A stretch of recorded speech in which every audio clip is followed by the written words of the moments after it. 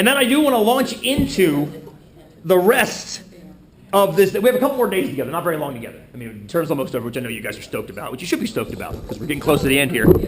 And I wanted to, what's beautiful about Deal or No Deal, is that recorded? Yeah, is that it links up where we were just at and where we're, that was a terrible sentence, where we were just at, yeah, there it is again, and where we just were, and where we're going beautifully, and we're going to answer Scott's question he asked last time, as to show kind of the pseudo-impossibility of doing it the way you mentioned a couple days ago, but we'll come back to that. I put the new data in. A bunch of you sent me your data online through email. Thank you. Here it all is now. That's what I picked up since last time. Here's the data I already had. And what I did was I skipped all the other analyses except for the percentage one, which was the one that was giving me some consistent results. And then I went ahead, and you know it's funny, I still haven't gotten an email back from TI about the goofy error that was happening. And I still haven't gotten, I also emailed Microsoft, so good luck getting an email back from them, about why this was also giving me an error. It was causing the same error on Excel and the TI, getting weird negative values when we shouldn't. And I have no idea why either of them was erroring out. So as soon as I know, you'll know, which means you'll never know, because they will never know back. So anyway, I extrapolated out. So here's the new data I got. So these are the predicted percentages of offers from the banker on average. Now the one thing I haven't gotten, and only because I haven't had time to research this yet, is these are the predicted average percentages. So on average, based on our data, on average, the banker offers you 70% of what your cases are worth at his last offer, on average. Now you saw in class last time, sometimes he offers you 100%. For example, when you suck at the end, and you're down to $1 and $2, he'll generally kind of feel bad and offer you 150% of what you've got, because that's like $5 and whatever. So the deal with average of 70% is sometimes you're only offered 30%. Let me show you real quick what I'm talking about here. Here they are. So here are the averages across the bottom. 100%, 72%, 150%, that's when he offers you 1.5 times, but then again, look what's in your case. You expect $2, he offers you 3. Well, that's 150%, right? That's also like saying, you know, your kid who's 3 has an IQ of 150 because they tested like a 4-year-old on their IQ exam. It is 150%, but it's not quite as impressive as saying having 500,000 and being offered 750,000, which is also 150%. You see what I'm getting at there? So anyway, you see these, now look at this one. Look at this one. Just about 10%. That's extraordinarily low. So what I'd like to eventually do, and this is one of the things I thought we'd have, now most of these numbers are around 70%. You're seeing 62, 60, there's almost 70. Okay, what I'd like to do in this course eventually, we're out of time this term, is develop the idea of what's called a margin of error. Have you ever heard of this term before? The margin of error? You've probably heard it in the news. Does anybody want to hazard a guess as to what a margin of error is? If you've heard of the news and you're kind of comfortable with it, Kelly, what do you got? Outlier. Give me more. What do you mean by that? Like, if somebody just is on the phone, if they're doing a survey and they're on the phone going, yeah, it's 10, yeah, it's 10, yeah. And it's just the BS answers. Well, I would throw that data out and not include it in the data set altogether, but you're correct when you say outliers. The idea of an outlier, it's a tricky, that's a tricky in and of itself term to talk about, unusual data. What a margin of, somebody else, definition of margin of error. Give me some ideas. It gives you a leeway if you make a mistake. That's perfectly said. Leeway if you make a mistake. Here's the thing. The idea of error, when you hear error in conversational English, error sounds like something happened wrong. Like in baseball, you make errors, right? When the big guy drops the ball, takes a swing. I guess you get errors in baseball when something goes wrong. In statistics, error happens normally. Because when you take a sample like we do, your sample is not perfectly representative of what's actually going on in the population.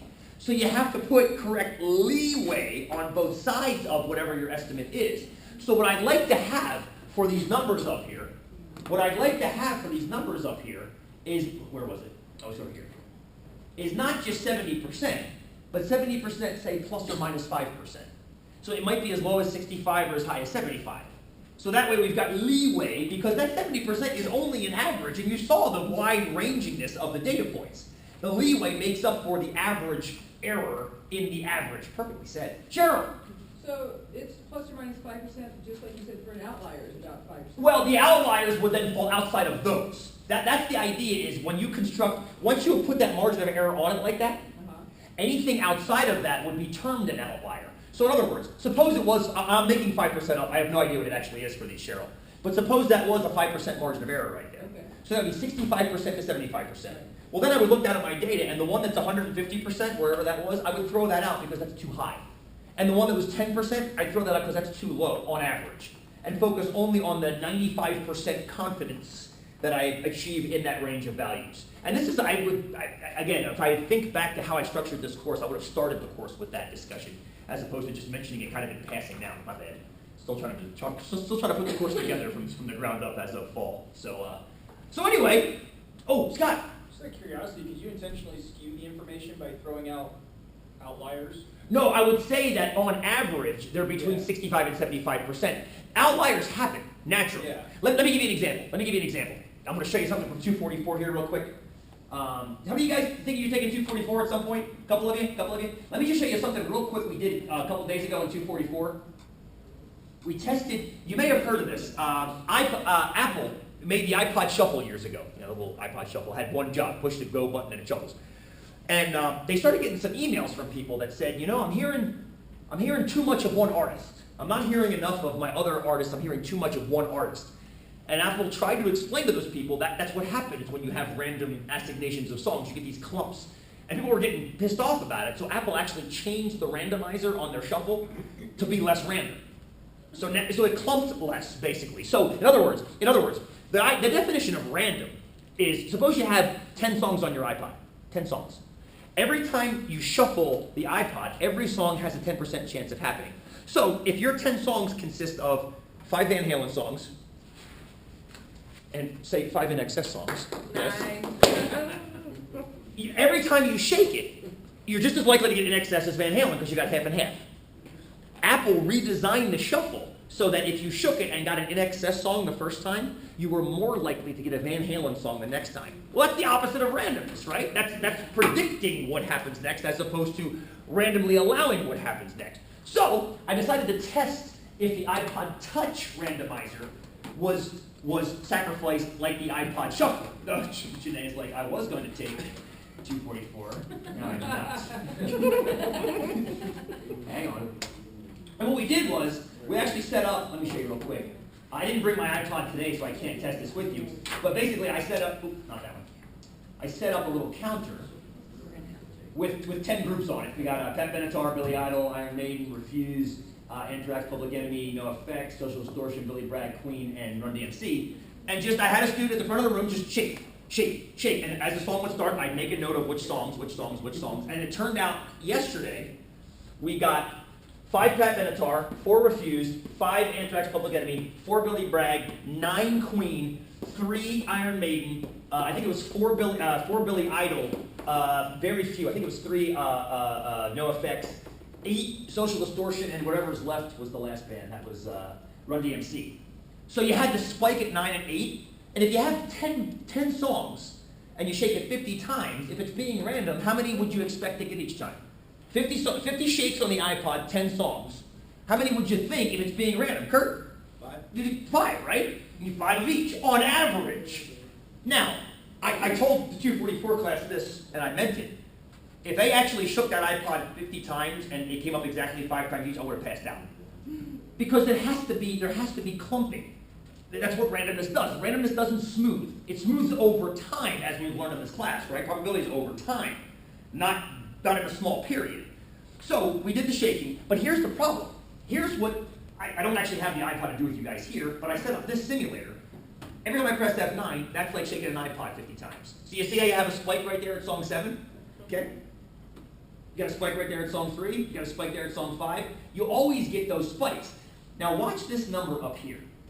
In 244, we'll understand what that number means. You let me know when it drops below 0.05, okay?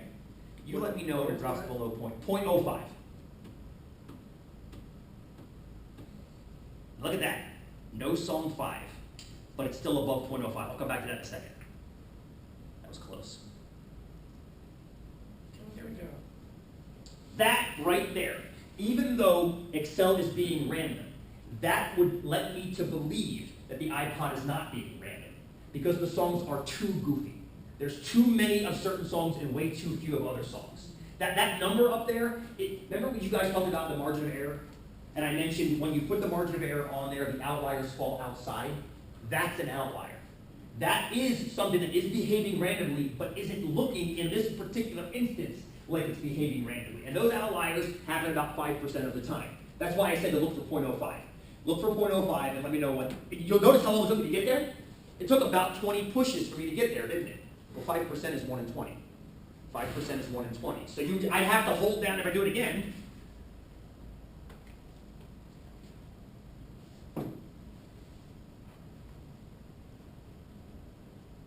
There was 20.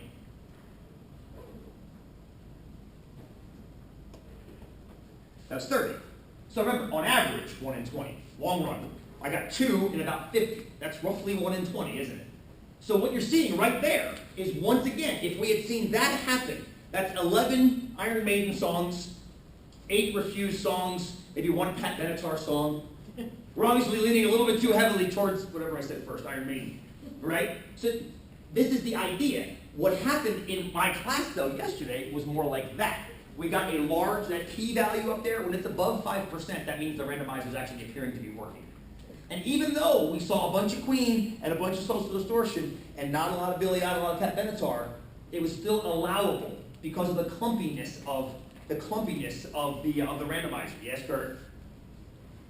If you were to just hold down the F9 button Yes. and continue to do this, will it balance out over time? Like Over time, yes. You would see 1 in 20 over time. We actually test that in 244 as well. I send all the students home with something like this and have them press it, say, 20 times and keep track. And on average, 19 out of 20, or 95%, fall above and 5% fall below on average over time. It's exactly right. That is the hardest part. That's the hardest part for students to pick up in a stat class, is that definition of over time. The percentages don't kick in every 20. They kick in over 20 on average over time. That's the hardest thing to kind of process about probability, is that idea of over time. That's why I was so blown away when we hit the $1 million in the deal. That's not a 4% chance of happening, but yet we did it. Boom. And then we almost did it again. I'm like, okay, I want to whip my pants if that happens again. Thankfully I didn't have to. Yes, Scott. What I was thinking about, can you skew the data by throwing out outliers? I was reading a report, or kind of a study about this drug that they put in front of the pharmaceutical companies. Yes. And basically just under 1% of the people had committed suicide. Okay. And I think it was actually way less than that, but it was a pretty substantial number. And then some people had no effect, some people had suicidal ideology. They considered all those people outliers, and they didn't count them? Yeah, they didn't count them. And so basically when they went in front of the FDA and they said, look at this, everybody gets results. Right, except for these few that we threw out because Because they don't fall into our margin of error. Now, realize, Scott, what I'm saying here. I know. I'm not throwing any of these data points out. Yeah. I'm saying that 5% of them don't behave like the other 95%. So, the trick with what you just stated is a little more sinister, I think, Yeah. because they're taking data out to make their product look like it's doing something better. There was a movie done about this, if you remember, called The Fugitive, with Harrison Ford. The reason he was on the run was because somebody had doctored data to make a medicine look better than it actually was. I mean, that's pretty sad that real life is mimicking that in a lot of ways. However, as soon as you said there were 1% suicides, and then you said a few other percent that were suicidal ideologies, those are exceptionally hard to measure. Yeah. And then you fall back on definitions, like what is a suicidal ideology? You know, like it's like I often heard that the spike in hang on a second, let me say this right. The spike in autism. There's been a spike in autism. No longer do 1 in 150 kids have autism. Now it's 1 in 100. And all of a sudden it's like, what's in the food? How about these inoculations? What nobody stands to look at is the fact that they've now reclassified more things as autism. So by definition, there are more autistic kids, because now Asperger's is considered autism. So now all those kids that have Asperger's, which is a sizable chunk, are now considered autistic, which means that the numbers have to go up, the percentages have to go up. So the definitions get slippery. Yeah. So as soon as you said suicidal ideology, I'm thinking, like, what does that even mean? Because I don't know what that means. Yeah. And if I define it differently than you, we're going to get different numbers, aren't we? Yeah. That's why I love this. I shake an iPod, I write down what song it comes up. There's no question. Oh, it's Pat Benatar. Yes. Was that Pat Benatar? That was Freddie Mercury. Check. Oh, that was Dennis from Refused. Oh, check. Right? You see what I'm saying? Yeah. That was Public Enemy. I mean, it's a 1 or a 0. It either was or wasn't. That's the trick with psychological statistical studies. Yeah. They get slippery because of, they call them soft sciences, because so many of this are dependent upon the interpretations of a definition and then crunching numbers based on that qualitative data. Tricky stuff. Not disagreeing with your brother. And please realize, it takes a lot for me to throw data out. Yeah. The only time I generally throw a data point out is when I know something was measured wrong. Give you an example in 244. We tested the claim a couple weeks ago. My old boss, my old department chair, actually my current department chair, my old not department chair, his kids swam through the Bend High swim team. And back in the day, they didn't have the touch pads at the end of the pool to register when you finished the race. So parents would just stand there with stopwatches. You know, whatever, it's old school, whatever, it's fun. It's the 90s. And some parents were using their thumbs to start and stop the watch, some were using their fingers. And some parent brought up the claim that, wait a minute, we're getting different times because some are using thumbs and some are using fingers. And Doug came to school, he was all in a twist about this. He's like, I don't know how to answer this question. I'm like, well, let me answer it for you. So I brought stopwatches to my classes, and I put a swimming video up on the board. And I'm like, we're going to do it both ways, kids. Flip a coin. If you got heads, test your thumb first. If you got tails, test your finger first. Use your dominant hand. We'll do it 5 times. Then turn the watch over and test your other appendage, and we'll see if there's a difference. I mean, that's quantifiable. However, when I did it this past term, I've been doing this for years now, and guess what happens every single term? There's no difference at all. There's no difference at all. Which I tell him to go back and tell the parents. And it's like, I told them the first 3 times, they got it now. But to this particular term, there was one data point. Now, this was over a 50-meter freestyle race. Those are over in like 15 seconds, right? Those are over in like 15 seconds. I mean, it's ridiculous how quickly those Evinrudes. 22, okay, Cheryl. Ish. 20 seconds, really 20 seconds. Yeah. There was one timing difference that was different by a second from thumb to finger. Now, there's no way that it took a person a second longer over the course of a 20-second race to see the difference. There's no way it happened. So I threw that data point out because it was skewing my average. And I knew the data point was in error because there's no way it could have been a second off in a 20-second race. A second off in a 2-hour race, totally. But a second off in a 20-second race, 5% error, no way. I tossed that data point. I felt very strongly about tossing that data point because with the data point included, I was actually getting a difference in the measurements. But when I pulled that one out, there was no difference. So then I have to ask myself, does it make sense to leave that data point in? I don't think so. The data point is creating an artificial inflation of that time, which is making you look like there's a difference when there actually is. You see what I'm getting at there? But I gotta be really clear before I toss data, especially data I've worked so hard to collect. Fair-ish? Getting there? Yeah. And that's why the deal or no deal is so nice. Deal or no deal is a piece of cake because it's just using a randomizer to tell us what things to randomize and then opening suitcases. I mean, there's no biased data collection. That's why I'm leaving all your data in. I haven't thrown anybody's data out for deal or no deal because I want to use it all. Yeah-ish. There's your primer to 244 in 20 minutes. Yeah, Gabe! Was that pharmaceutical thing, that antidepressant? Yeah. Oh, you've seen it too?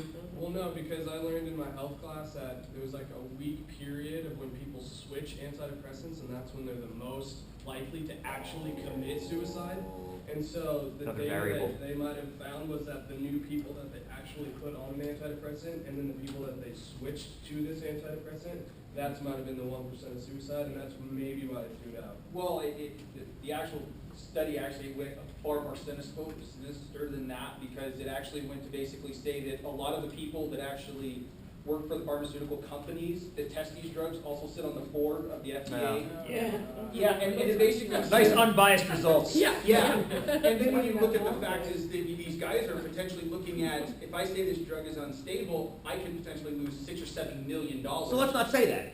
Yeah. Right. I mean, Let's just not say that. let's just not say that it's unstable. Let's not say that it's stable. Let's not say that it's this happens now this is terrible. Yeah. It happens in less sinister ways. The drug Airborne. It's not really a drug. It's a supplement. That Airborne, the fizzle thing you put in, proven to reduce the length of colds. Well, if you look, it doesn't say that anymore. It used to be on the little canisters. It would say that. And there was a study done.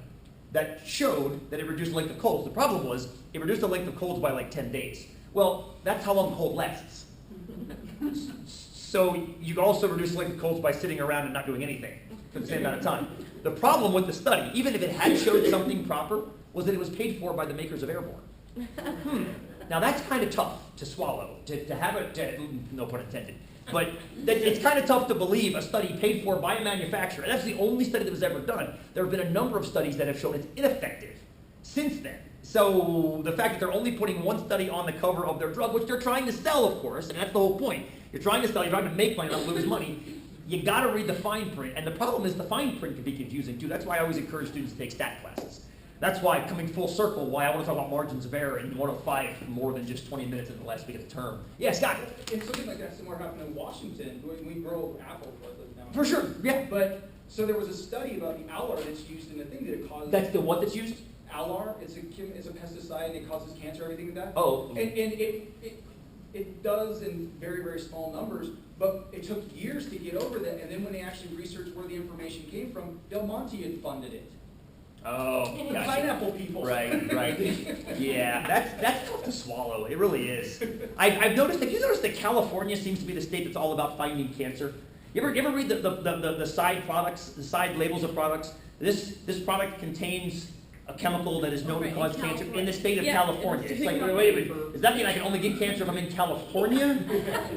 Or does that mean that California is the one that has the funding to find cancer? Does that mean California just says, yeah, cancer? I mean, I don't, it always seems California. It's never Delaware never says that. Comes to the state of Delaware. It's always California. I don't understand what's going on with California in that respect. I was at the pet store. Max caught a lizard this weekend, and he wants to keep it, so we got it in the damn living room, and it eats crickets, and we catch ants and stuff outside. He's like, let's get him crickets. Let's get him crickets. So we go to the store, and they're trying to buy this jelly that you can feed crickets, keep them alive before the lizard kills them anyway, whatever. And I look at the label, and it says this product contains a chemical known to cause cancer. I'm like, this is what you're feeding crickets, and thereby feeding the lizard, which is living in my house? What the hell is in this? What are you feeding them? You can't just put a piece of potato in there? They're like, oh, you can put potato in, they have to change it every day. I'm like, I gotta feed the damn thing every day anyway. What the hell? Think your damn cancer-causing jelly get in my face. But it's amazing how many of those, I mean, on the side of gas pumps sometimes you'll see that. You'll see those labels like about carcinogens in gasoline. I mean, used motor oil is carcinogenic. Not new motor oil. Used motor oil is carcinogenic. They use used motor oil to make roads. Does that mean we're driving on cancer asphalt? I don't know. I mean, it's kind of. I'm from Delaware. Delaware had for years the highest per capita cancer rate of any state in the union. Now think about that. Delaware, tiny. Delaware is tiny, but as a percentage of the population, more people in Delaware for years, up until about 3 or 4 years ago, more people percentage-wise had cancer in Delaware than any other state. What's that? They didn't find anything. I have some. There's AstraZeneca, DuPont. The water is terrible in Delaware. All 42 waterways that lead in the Delaware River are shown by an EPA to have higher than permissible levels of whatever carcinogens they were measuring. Dioxin, the largest dioxin store in the East Coast, was 30 minutes walk from my house. I was like, babe, we gotta move. We gotta get the hell out of here. We're gonna have a kid. I don't want to grow up in this crap. So, I mean, I'm just thinking about that. Yeah, it explains a lot, doesn't it, Kurt?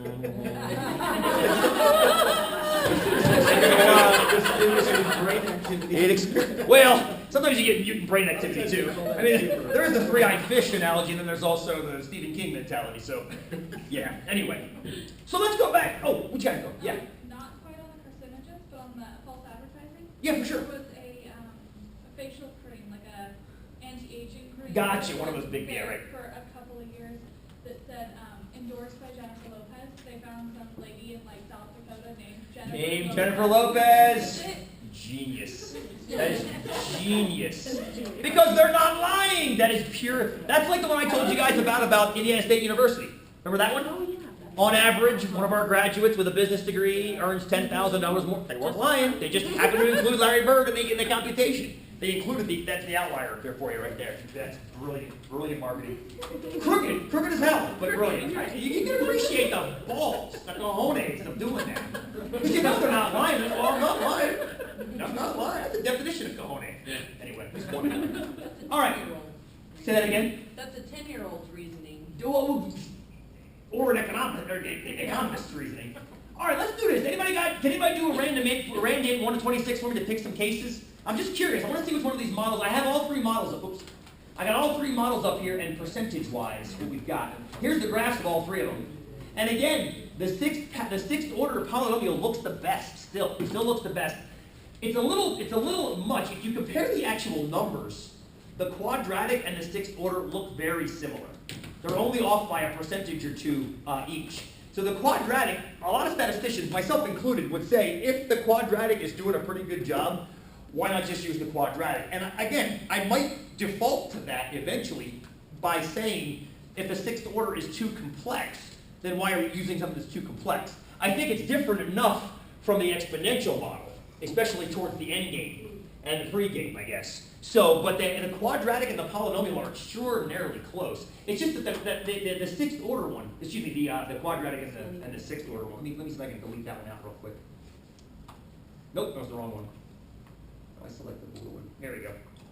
So that quadratic one, that's the red one right there, does a pretty damn good job. The only problem with it is it's going back up over here.